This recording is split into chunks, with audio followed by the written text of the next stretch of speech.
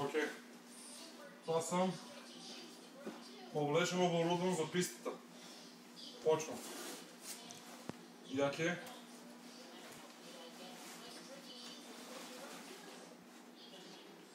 Това е само по-късно яке, не му обръщай внимание. Просто това хванах. Няма кой ще такова на пистата, освен ако ще караш мотор. Значи това е якето, отгоре върху яке. Да го срува са така мъсно. Окей. Това е да видиш, нали, че можеш с голям пуловер. Или с нещо друго. Сега това има няколко начина на събличане. Може така и нали да го махна. Като ако ти се ходи да сменеш водата на рибките, има цип отдолу да получаваш. Отделно имаш джоб. Това ти е джоба.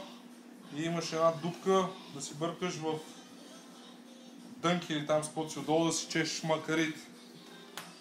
Значи, получаваме го това нещо.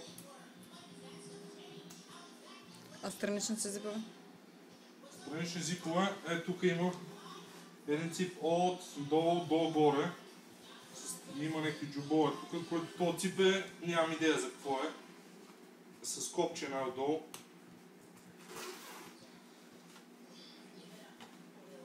Не се знае точно за какво е, ама има нещо.